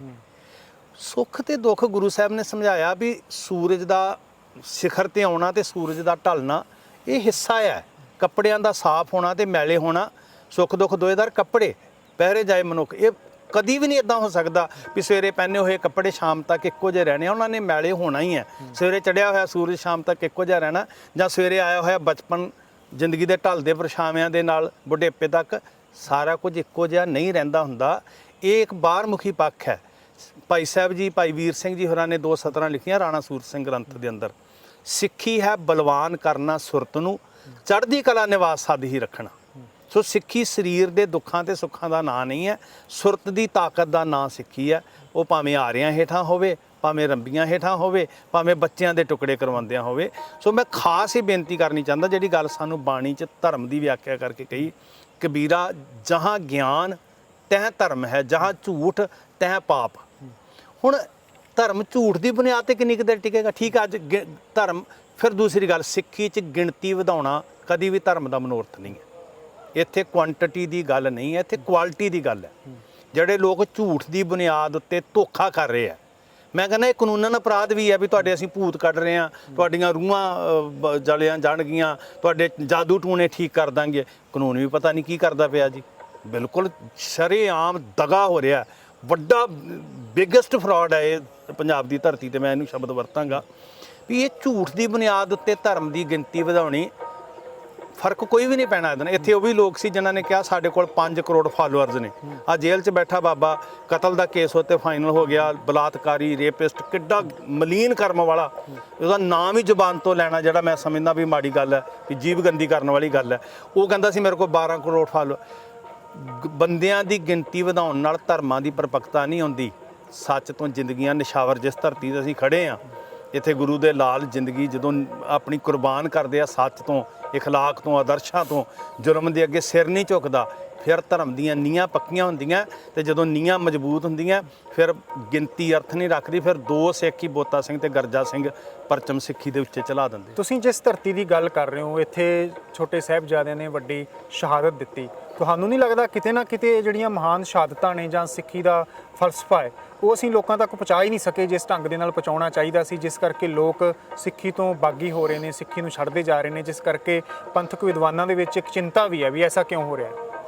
ਨਹੀਂ, ਮੈਨੂੰ ਨਿੱਜੀ ਤੌਰ ਤੇ ਸੰਤੁਸ਼ਟੀ ਹੈ ਜੀ, 1000% ਸੰਤੁਸ਼ਟੀ ਹੈ ਕਿ ਜਿੰਨੀ ਕੁ ਗੁਰੂ ਸਾਹਿਬ ਸਮਰੱਥਾ ਦੇ ਰਹੇ ਨੇ, ਜਿੰਨਾ ਕਿ ਮੇਰਾ ਬੌਧਿਕ ਤਲ ਹੈ, ਜਿੰਨੇ ਕਿ ਮੇਰੇ ਕੋਲ ਕੰਮ ਕਰਨ ਦੀ ਸ਼ਕਤੀ ਹੈ, ਜਾਂ ਮੇਰੀ ਸੰਸਥਾ ਜਾਂ ਮੇਰੀ ਕੌਮ ਜਿੰਨੀ ਕੁ ਸਪੋਰਟ ਕਰ ਰਹੀ ਹੈ, ਉਹ ਉਸ ਪਾਸੇ ਤੋਂ ਸੰਤੁਸ਼ਟੀ ਹੈ। ਠੀਕ ਹੈ, ਤੁਸੀਂ ਆਪਣੇ ਪੱਧਰ ਤੇ ਕਰ ਰਹੇ ਹੋ, ਪਰ ਸਾਰੇ ਪੰਜਾਬ ਦੀ ਗੱਲ ਕੀਤੀ ਜਾਏ, ਜਿੱਥੇ ਜਿੱਥੇ ਵੀ ਪੰਜਾਬੀ ਲੋਕ ਵਸਦੇ ਨੇ, ਸਿੱਖ ਲੋਕ ਵਸਦੇ ਨੇ, ਕਿਉਂਕਿ ਬਹੁਤ ਗਿਣਤੀ ਦੇ ਵਿੱਚ ਹੁਣ ਲੋਕ ਆਪਣਾ ਧਰਮ ਛੱਡ ਰਹੇ ਨੇ ਤੇ ਬਹੁਤ ਸਾਰੇ ਲੋਕਾਂ ਦੇ ਵਿੱਚ ਇਸ ਗੱਲ ਨੂੰ ਲੈ ਕੇ ਚਿੰਤਾ ਵੀ ਹੈ। ਪਿਛਲੇ ਦਿਨੀ ਬਿਆਨ ਆਇਆ ਜਥੇਦਾਰ ਸਾਹਿਬ ਦਾ, ਉਹਨਾਂ ਨੇ ਵੀ ਚਿੰਤਾ ਜਤਾਈ ਹੈ। ਹਾਲਾਂਕਿ ਜੇਕਰ ਬੀਬੀ ਜਗੀਰ ਕੌਰ ਦੀ ਗੱਲ ਕਰੀਏ ਤਾਂ ਉਹਨਾਂ ਦਾ ਇਹ ਕਹਿਣਾ ਹੈ ਕਿ ਉਹ ਜਿਹੜੇ ਪੱਕੇ ਸਿੱਖ ਨੇ ਉਹ ਸਿੱਖੀ ਦੇ ਵਿੱਚ ਹਮੇਸ਼ਾ ਰਹਿੰਦੇ ਨੇ, ਉਹ ਕੱਚੇ ਨੇ ਜਿਹੜੇ ਸਿੱਖੀ ਨੂੰ ਛੱਡ ਜਾਂਦੇ ਨੇ। ਕਿ ਚਿੰਤਾ ਜਤਾਉਣੀ ਚਾਹੀਦੀ ਹੈ ਸਿੱਖਾਂ ਨੂੰ ਜੇਕਰ ਧਰਮ ਤਬਦੀਲ ਹੋ ਰਿਹਾ ਹੈ, ਜਾਂ ਨਹੀਂ ਜਤਾਉਣੀ ਚਾਹੀਦੀ? ਨਹੀਂ, ਮੈਂ ਇੱਕ ਗੱਲ ਸਮਝਦਾ, ਵੇਖੋ ਮੈਂ ਕਟਾਕਸ਼ ਨਹੀਂ ਕਰ ਸਕਦਾ। ਸਤਿਕਾਰਤ ਹਸਤੀਆਂ ਨੇ, ਉਹ ਫਿਕਰਮੰਦ ਨੇ, ਉਹ ਉਹਨਾਂ ਦਾ ਕਾਰਜ ਖੇਤਰ ਆਪਣਾ ਇੱਕ ਬਹੁਤ ਵਿਸ਼ਾਲ ਹੈ। ਮੇਰੀ ਤੇ ਬੜਾ ਇੱਕ ਛੋਟਾ ਦਾਇਰਾ, ਮੇਰੀ ਹਸਤੀ ਛੋਟੀ ਹੈ। ਪਰ ਮੈਂ ਇਹ ਮਹਿਸੂਸ ਕਰਦਾ, ਜੋ ਨਿੱਜੀ ਤੌਰ ਤੇ ਮਹਿਸੂਸ ਕਰਦਾ, ਕਿ ਚਿੰਤਾ ਨਾਲੋਂ ਚੇਤਨ ਹੋਣਾ ਜ਼ਿਆਦਾ ਜ਼ਰੂਰੀ ਹੈ। ਚਿੰਤਾ ਕੀਤਿਆਂ ਸ਼ਾਇਦ ਬਹੁਤੇ ਵਧੀਆ ਰਿਜ਼ਲਟ ਨਾ ਨਿਕਲਣ। ਜਦੋਂ ਅਸੀਂ ਚੇਤਨ ਹੋਵਾਂਗੇ ਨਾ ਚਿੰਤਾ ਦੀ ਰੋਸ਼ਨੀ ਦੇ ਵਿੱਚ, ਤੇ ਉਹਦਾ ਸਾਰਥਕ ਹੱਲ ਨਿਕਲਣਗੇ। ਦੂਸਰੀ ਗੱਲ ਜਿਹੜੀ ਮੈਂ ਇੰਟਰਨਲ ਕਮਜ਼ੋਰੀ ਸਮਝ ਰਿਹਾ ਇਸ ਵੇਲੇ, ਜਿੱਥੇ ਜਾ ਕੇ ਕਿਤੇ ਨਾ ਕਿਤੇ ਮੈਂ ਇਸ ਗੱਲ ਨੂੰ ਮੰਨਦਾ ਵੀ ਸਾਡੇ 'ਚ ਇਹ ਕਮਜ਼ੋਰੀ ਹੈ, ਉਹ ਕਮਜ਼ੋਰੀ ਹੈ ਕਿ ਜਦੋਂ ਅਸੀਂ ਸਿੱਖ ਪ੍ਰਚਾਰਕ ਕਿਸੇ ਘਰ ਤੱਕ, ਕਿਸੇ ਪਿੰਡ ਤੱਕ, ਕਿਸੇ ਸ਼ਹਿਰ ਤੱਕ ਅਪਰੋਚ ਕਰਦੇ ਹਾਂ, ਸਾਡੀ ਮਾਨਸਿਕਤਾ ਇਹ ਹੁੰਦੀ ਹੈ ਵੀ ਇਹ ਜਿਨ੍ਹਾਂ ਕੋਲ ਅਸੀਂ ਆਏ ਹਾਂ, ਜਿਸ ਗੁਰਦੁਆਰੇ ਕੋਲ ਆਏ ਹਾਂ, ਜਿਸ ਪਿੰਡ ਕੋਲ ਆਏ ਹਾਂ, ਜਾਂ ਜਿਸ ਨਿੱਜੀ ਮਨੁੱਖ ਕੋਲ ਆਏ ਹਾਂ, ਘੱਟੋ ਘੱਟ ਉਹ ਮੈਨੂੰ ਕਿਰਾਇਆ ਦੇ ਦੇ, ਮੈਨੂੰ ਕੀ ਦੇਣਗੇ? ਜੇ ਮੈਂ ਬੱਸ ਤੇ ਆਇਆ, ਸਕੂਟਰ ਤੇ ਆਇਆ ਜਾਂ ਕਾਰ ਤੇ ਆਇਆ, ਉਹਦਾ ਤੇਲ, ਉਹਦਾ ਕਿਰਾਇਆ ਕਿਤੇ ਹੈ। ਇਹ ਮਾਨਸਿਕ ਮੈਂ ਨਿੱਜੀ ਮਹਿਸੂਸ ਕਰਦਾ। ਦੂਸਰੇ ਪਾਸੇ ਜਿਨ੍ਹਾਂ ਦੇ ਨਾਲ ਅਸੀਂ ਗਵਾਹ ਵਾਸਤੇ ਦੀ ਗੱਲ ਕਰ ਰਹੇ ਹਾਂ, ਉਹ ਜਿਹਦੇ ਘਰ ਜਾਂਦੇ ਆ, ਉਹ ਘਰ ਵਾਲਾ ਵੇਖਦਾ ਕਿ ਇਹ ਮੈਨੂੰ ਕੀ ਦੇ ਕੇ ਜਾਣਗੇ, ਕਿਉਂਕਿ ਉਹਨਾਂ ਕੋਲ ਇੱਕ ਬਹੁਤ ਵੱਡੀ ਫਾਈਨੈਂਸ਼ੀਅਲੀ ਪਾਵਰ ਹੈ। ਉਹਨਾਂ ਕੋਲ ਉਸ ਫਾਈਨੈਂਸ਼ੀਅਲੀ ਪਾਵਰ ਨੂੰ ਵਰਤਣ ਦਾ ਅਧਿਕਾਰ ਵੀ ਹੈ। ਮੇਰੇ ਕੋਲ ਉਹ ਅਧਿਕਾਰ ਨਹੀਂ ਹੈ। ਮੈਨੂੰ ਸੱਚੀ ਮੁੱਚੀ ਇਹ ਫਿਕਰ ਹੈ ਕਿ ਮੈਂ ਜੇ ਜਾਵਾਂਗਾ ਤੇ ਮੈਂ ਕੀ ਲਵਾਂਗਾ, ਮੇਰਾ ਕਿਰਾਇਆ ਪੂਰਾ ਹੋ ਜਾਏਗਾ। ਕਈ ਵਾਰੀ ਸੰਗਤ ਵੱਲੋਂ ਵੀ ਇਹ ਆਰੋਪ ਲੱਗ ਜਾਂਦੇ ਨੇ ਵੱਖ-ਵੱਖ ਪ੍ਰਚਾਰਕਾਂ ਦੇ ਉੱਪਰ ਜਾਂ ਰਾਗੀ ਸਿੰਘਾਂ ਦੇ ਉੱਪਰ। ਹਾਲਾਂਕਿ ਰਾਗੀ ਸਿੰਘਾਂ ਦਾ, ਪ੍ਰਚਾਰਕਾਂ ਦਾ ਆਪਣਾ ਮੰਨਣਾ ਹੁੰਦਾ, ਕਹਿਣਾ ਹੁੰਦਾ ਕਿ ਅਸੀਂ ਜੇਕਰ ਕੁਝ ਲਵਾਂਗੇ ਨਹੀਂ ਤਾਂ ਸਾਡੇ ਬੱਚੇ ਕਿਵੇਂ ਪਾਲਣਗੇ, ਉਹਨਾਂ ਦੀ ਐਜੂਕੇਸ਼ਨ ਕਿਵੇਂ ਹੋਏਗੀ। ਇੱਕ ਰਾਗੀ ਸਿੰਘ ਨਾਲ ਮੇਰੀ ਗੱਲ ਹੋਈ, ਉਹ ਕਹਿੰਦੇ ਜੇਕਰ ਕਮੇਟੀਆਂ ਸਾਡੇ ਬੱਚਿਆਂ ਦਾ ਖਰਚਾ ਚੱਕ ਲੈਣ ਤਾਂ ਮੈਂ ਸਾਰੀ ਜ਼ਿੰਦਗੀ ਫ੍ਰੀ ਪ੍ਰਚਾਰ ਕਰਨ ਦੇ ਲਈ ਤਿਆਰ ਹਾਂ, ਕਿਤੇੋਂ ਕੋਈ ਪੈਸਾ ਨਹੀਂ ਲਵਾਂਗਾ ਜੇਕਰ ਕਮੇਟੀਆਂ ਖਰਚਾ ਚੱਕ ਲੈਣ। ਤੁਹਾਨੂੰ ਲੱਗਦਾ ਹੈ ਕਿ ਇਹ ਵੀ ਇੱਕ ਵੱਡਾ ਕਾਰਨ ਹੈ, ਉਹ ਪ੍ਰਚਾਰਕ ਕੁਝ ਨਹੀਂ ਲੈਂਦੇ ਤੇ ਸਾਡੇ ਪ੍ਰਚਾਰਕ ਜਿਹੜੇ ਆ ਉਹਨਾਂ ਨੂੰ ਕਈ ਵਾਰੀ ਮੰਗਣਾ ਪੈਂਦਾ ਹੈ, ਜਾਂ ਉਹ ਕਹਿੰਦੇ ਨੇ ਜੀ ਅਸੀਂ ਇੰਨੀ ਭੇਟਾ ਲਵਾਂਗੇ ਫਿਰ ਆਵਾਂਗੇ ਪ੍ਰੋਗਰਾਮ ਕਰਨ ਲਈ? ਨਹੀਂ, ਇਸ ਪੱਖ ਤੋਂ ਮੈਂ ਪ੍ਰਚਾਰਕ ਸ਼੍ਰੇਣੀ ਦੀ ਜਦੋਂ ਗੱਲ ਕਰਦਾ ਤੇ ਇਹ ਗੱਲ ਮੈਂ ਮਾਣ ਨਾਲ ਕਹਿ ਸਕਦਾ, 99.9% ਪ੍ਰਚਾਰਕ ਕਦੀ ਵੀ ਪੈਸੇ ਮੰਗਦੇ ਨਹੀਂ ਮੰਗਦੇ, ਬਿਲਕੁਲ ਨਹੀਂ ਮੰਗਦੇ। ਪਰ ਜਦੋਂ ਫਿਕਰ ਇਹ ਹੈ, ਕਈ ਗੁਰਦੁਆਰੇ ਸਾਹਿਬਾਨਾਂ 'ਚ, ਕਈ ਸੰਸਥਾਵਾਂ ਵਿੱਚ ਤੇ ਪ੍ਰਚਾਰਕ ਨੂੰ ਵਾਪਸ ਆ ਕੇ ਪੈਸੇ ਜਮ੍ਹਾਂ ਕਰਾਉਣੇ ਪੈਂਦੇ ਆ। ਅੱਧੇ ਪੈਸੇ ਭਾਵੇਂ ਉਹ ਜਮ੍ਹਾਂ ਕਰਾਉਣੇ ਹੋਣ, ਭਾਵੇਂ ਉਹ ਕਿਰਾਇਆ ਜਮ੍ਹਾਂ ਕਰਾਉਣਾ ਹੋਵੇ, ਖਰਚਾ ਜਮ੍ਹਾਂ ਕਰਾਉਣਾ ਹੋਵੇ। ਕਈ ਵਾਰੀ ਤੇ ਇੱਥੋਂ ਤੱਕ ਵੀ ਮੈਂ ਵੇਖਿਆ ਸਾਡੀਆਂ ਸੰਸਥਾਵਾਂ ਵਿੱਚ ਕਿ ਛੁੱਟੀ ਲੈ ਕੇ ਗਏ ਹੋਏ ਜਿਹੜੇ ਸਾਡੇ ਵੀਰ ਨੇ ਪ੍ਰਚਾਰ ਦੇ ਖੇਤਰ 'ਚ, ਛੁੱਟੀ ਲੈ ਕੇ ਦੇਸ਼ ਵਿਦੇਸ਼ ਵਿੱਚ ਗਏ ਆ, ਉਹਨਾਂ ਦੇ ਸਿਰ ਤੇ ਛੁੱਟੀ ਦੇ ਦੌਰਾਨ ਜਦੋਂ ਉਹ ਆਪਣੀ ਆਫੀਸ਼ੀਅਲੀ ਛੁੱਟੀ ਦੇ ਨੇ, ਫਿਰ ਵੀ ਉਹਨਾਂ ਦੇ ਸਿਰ ਦੇ ਉੱਤੇ ਇੱਕ ਸਿਸਟਮ ਹੈ ਕਿ ਤੁਸੀਂ ਛੁੱਟੀ ਦੇ ਦੌਰਾਨ ਵੀ ਜੋ ਕਮਾ ਕੇ ਲਿਆਇਓ ਉਹਦੇ 'ਚੋਂ ਹਿੱਸਾ ਜਿਹੜਾ ਉਹ ਤੁਸੀਂ ਸੰਸਥਾ ਨੂੰ ਦਿਓਗੇ।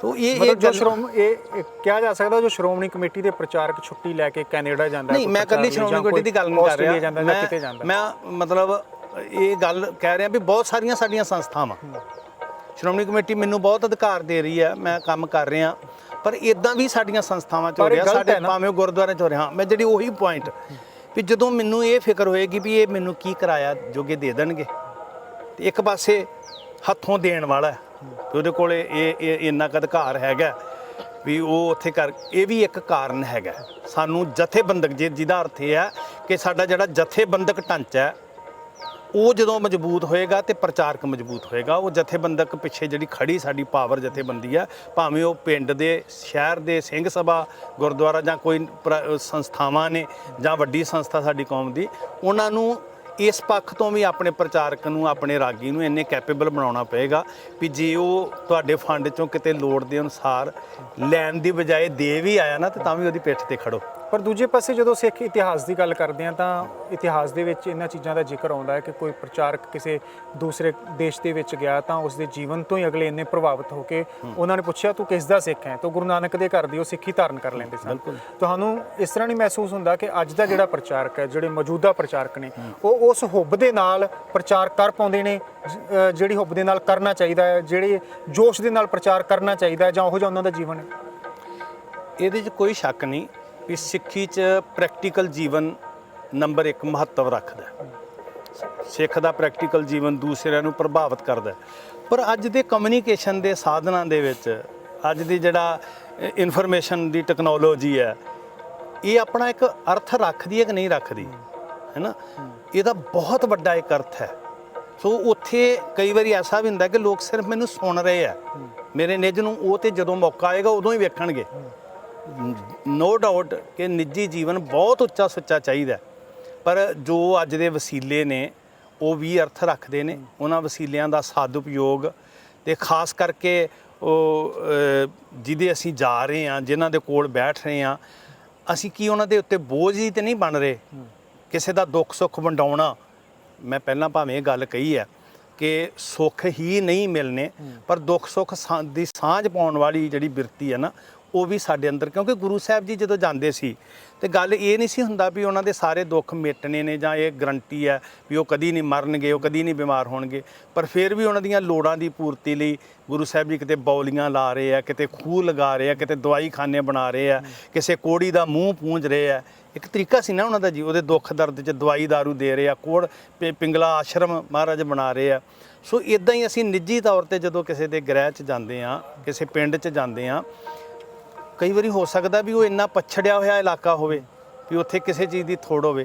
ਤਾਂ ਇਹ ਵੀ ਇੱਕ ਹਿੱਸਾ ਹੈ ਕਿ ਜਿਹੜਾ ਗੁਰੂ ਦੀ ਮਰਿਆਦਾ ਦੇ ਅਨੁਸਾਰ ਸਿੱਖ ਸੰਗਠਨਾਂ ਦੀ ਮਾਇਆ, ਸੰਗਠਿਤ ਸਿੱਖਾਂ ਦੀ ਮਾਇਆ, ਉਹਦਾ ਸਦਉਪਯੋਗ ਕਰਨ ਦਾ ਵੀ ਅਧਿਕਾਰ ਜਿਹੜਾ, ਮੈਂ ਨਹੀਂ ਕਹਿੰਦਾ ਵੀ ਸਿਰਫ ਇੱਕ ਪ੍ਰਚਾਰਕ ਕੋਲ, ਵੀ ਜਿਸ ਰੂਪ ਵਿੱਚ ਵੀ ਸਿੱਖ ਗਿਆ ਉਹਦੇ ਕੋਲ ਉਹ ਅਧਿਕਾਰ ਹੋਣਾ ਚਾਹੀਦਾ। ਉਹਦੇ ਕੋਲ ਇਦਾਂ ਦੀ, ਤੁਸੀਂ ਚੇਤਨਤਾ ਦੀ ਗੱਲ ਕੀਤੀ ਕਿ ਹੁਣ ਚਿੰਤਾ ਦੀ ਜ਼ਰੂਰਤ ਨਹੀਂ, ਚੇਤਨ ਹੋਣ ਦੀ ਜ਼ਰੂਰਤ ਹੈ, ਚੇਤਨਤਾ ਚਾਹੀਦੀ ਹੈ।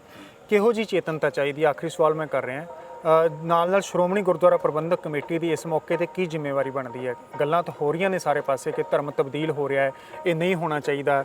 ਕੁਝ ਲੋਕ ਕਹਿੰਦੇ ਨੇ ਜੀ ਉਹ ਕੱਚੇ ਨੇ ਤਾਂ ਕਰਕੇ ਕਰ ਰਹੇ ਨੇ, ਸਾਨੂੰ ਕੋਈ ਪਰਵਾਹ ਨਹੀਂ। ਪਰ ਕੁਝ ਦਾ ਇਹ ਵਿਚਾਰ ਹੈ ਕਿ ਨਹੀਂ, ਇਦਾਂ ਨਹੀਂ ਹੋਣਾ ਚਾਹੀਦਾ। ਜੇਕਰ ਗੁਰਬਾਣੀ ਦੇ ਆਧਾਰ ਤੇ ਦੇਖੀਏ ਤਾਂ ਗੁਰਮਤਿ ਕੀ ਆਖਦੀ ਹੈ, ਗੁਰੂ ਸਾਹਿਬਾਨ ਦਾ ਸਿਧਾਂਤ ਕੀ ਆਖਦਾ ਹੈ? ਧਰਮ ਤਬਦੀਲ ਕਰਨਾ ਗੁਨਾਹ ਹੈ ਜਾਂ ਨਹੀਂ? ਪਹਿਲੀ ਗੱਲ ਤੇ ਚੇਤਨਤਾ ਦਾ ਅਰਥ ਹੈ ਕਿਰਿਆਸ਼ੀਲ ਹੋਣਾ। ਚੇਤਨਤਾ ਦਾ ਅਰਥ ਸਿਰਫ ਜਾਣਕਾਰੀ ਨਹੀਂ, ਸਿਰਫ ਸੋਝੀ ਜਾਂ ਗਿਆਨ ਨਹੀਂ, ਕਿਰਿਆਸ਼ੀਲ ਹੋਣਾ। ਜਿਹੜੀ ਚੇਤਨਤਾ ਸਾਡੀ ਰਾਤਾਂ ਦੀ ਨੀਂਦ ਹਰਾਮ ਕਰ ਦੇ, ਜਿਹੜੀ ਚੇਤਨਤਾ ਵੰਡਣ ਵਾਸਤੇ ਗੁਰੂ ਨਾਨਕ ਸਾਹਿਬ ਤੁਰੇ ਸੀ। ਬਾਬਾ ਦੇਖਿਆ ਧਿਆਨ ਧਰ, ਜਲਤੀ ਸਭ ਪ੍ਰਿਥਵੀ ਦੇ ਸਿਆਈ। ਦੂਸਰੀ ਗੱਲ ਕਿ ਧਰਮ ਵਿੱਚ ਪਰਪੱਕ ਹੋਣਾ। ਗੁਰੂ ਸਾਹਿਬ ਨੇ ਕਿਸੇ ਨੂੰ ਨਹੀਂ ਕਿਹਾ ਵੀ ਤੂੰ ਜੇ ਮੁਸਲਮਾਨ ਹੈ ਤੇ ਇਸਲਾਮ ਛੱਡ ਦੇ। ਮੁਸਲਮਾਨ ਮੋਮ ਦਿਲ ਹੋਵੇ। ਸੋ ਪੰਡਤ ਜੋ ਮਨ ਪ੍ਰਬੁੱਧ ਹੈ, ਰਾਮ ਨਾਮ ਆਤਮ ਮੈਂ ਸੁਧ ਹੈ, ਸੋ ਜੋਗੀ ਜੋ ਜੁਗਤ ਪਛਾਣ ਹੈ, ਸੋ ਸਿੱਖ ਸਖਾ ਬੰਦਪ ਹੈ ਭਾਈ ਜੇ ਗੁਰ ਕੇ ਭਾਣੇ ਵਿੱਚ ਆਵੇ। ਇੱਦਾਂ ਧੋਖਾ ਕਰਨਾ, ਫਰੇਬ ਕਰਨਾ ਜਿੱਦਾਂ ਇਹ ਕੀਤਾ ਜਾ ਰਿਹਾ, ਔਰ ਖਾਸ ਕਰਕੇ ਜਿਵੇਂ ਭੂਤਾਂ ਦੇ ਨਾਂ ਤੇ, ਰੂਹਾਂ ਦੇ ਨਾਂ ਤੇ, ਪ੍ਰੇਰਾਂ ਦੇ ਨਾਂ ਤੇ ਬਹੁਤ ਵੱਡਾ ਡਰਾਮਾ ਹੋ ਰਿਹਾ ਸਰਾਸਰੀ ਝੂਠ ਦੀ ਬੁਨਿਆਦ ਉੱਤੇ। ਇਹ ਲੋਕਾਂ ਨੂੰ ਛਲਣਾ ਹੈ, ਇਹ ਧਰਮ ਪਰਿਵਰਤਨ ਨਹੀਂ ਹੈ। ਇਹ ਉਸੇ ਤਰ੍ਹਾਂ ਲੋਕਾਂ ਨੂੰ ਲੁੱਟਣਾ ਹੈ ਜਿਵੇਂ ਕੋਈ ਠੱਗ ਚੋਰ ਪੈਸਾ ਕਰਕੇ ਲੁੱਟ ਰਿਹਾ, ਇਹ ਭਾਵਨਾ ਕਰਕੇ ਲੁੱਟ ਰਿਹਾ। ਸੋ ਇਸ ਵਾਸਤੇ ਇਹ ਸ਼ਰੇਆਮ ਜਿਹੜੀ ਹੈ ਪੰਜਾਬ ਦੀ ਧਰਤੀ ਉੱਤੇ ਇੱਕ ਮਾਫੀਆ ਫਿਰ ਰਿਹਾ, ਜਿਹਦਾ ਧਰਮ ਨਾਲ ਕੋਈ ਵਾਸਤਾ ਨਹੀਂ ਹੈਗਾ। ਲੈਵਲ ਭਾਵੇਂ ਕੋਈ ਲਾ ਰਹੇ ਆਪਣਾ, ਅੱਜ ਇਹਨਾਂ ਨੇ ਲਾਇਆ, ਕੱਲ ਨੂੰ ਕੋਈ ਦੂਜਾ ਲਾ ਲੇ। ਤੋ ਸਿੱਖ ਦਾ ਕਰਮ ਹੈ ਵੀ ਸੱਚ ਦੀ ਪਹਿਰੇਦਾਰੀ ਕਰਨੀ ਹੈ, ਦੁਨੀਆ ਨੂੰ ਭਰਮ ਜਾਲ ਵਿੱਚੋਂ ਬਾਹਰ ਕੱਢਣਾ ਹੈ, ਮੁਕਤ ਕਰਨਾ ਭਰਮ ਚੋਂ, ਅਗਿਆਨਤਾ ਚੋਂ, ਰੂੜੀਵਾਦੀ ਵਿਚਾਰਧਾਰਾ ਤੋਂ, ਤੇ ਉਹਨਾਂ ਦਾ ਜੀਵਨ ਜਿਹੜਾ ਉਹ ਸੁਖਾਲਾ ਹੋ ਸਕੇ, ਬਲਕਿ ਡਰਾ ਕੇ ਉਹਨਾਂ ਨੂੰ ਡੰਡੇ ਦੇ ਹੇਠਾਂ ਖੌਫ ਦਿਖਾ ਕੇ ਆਪਣੇ ਅਧੀਨ ਨਾ ਬਣਾਇਆ ਜਾਵੇ। ਸ਼੍ਰੋਮਣੀ ਕਮੇਟੀ ਦਾ ਕੀ ਫਰਜ਼ ਹੈ ਇਸ ਮੌਕੇ ਤੇ? ਸ਼੍ਰੋਮਣੀ ਕਮੇਟੀ ਦਾ ਇਹ ਵੱਡਾ, ਕਿਉਂਕਿ ਮਾਂ ਸੰਸਥਾ ਹੈ ਸਿੱਖਾਂ ਦੀ ਜੀ, ਵੱਡੀ ਸੰਸਥਾ ਹੈ, ਸਿੱਖਾਂ ਨੂੰ ਇਹਦੇ ਉੱਤੇ ਮਾਣ ਹੈ, ਆਸਾਂ ਨੇ, ਤੋਂ ਉਹ ਆਸਾਂ ਉੱਤੇ ਖਰੀ ਉਤਰੇ। ਹੋਰ ਬਹੁਤਾ ਸੰਘਰਸ਼ ਕਰਨ ਦੀ ਲੋੜ ਹੈ, ਬਹੁਤ ਵੱਡੇ ਪੱਧਰ ਦੇ ਉੱਤੇ।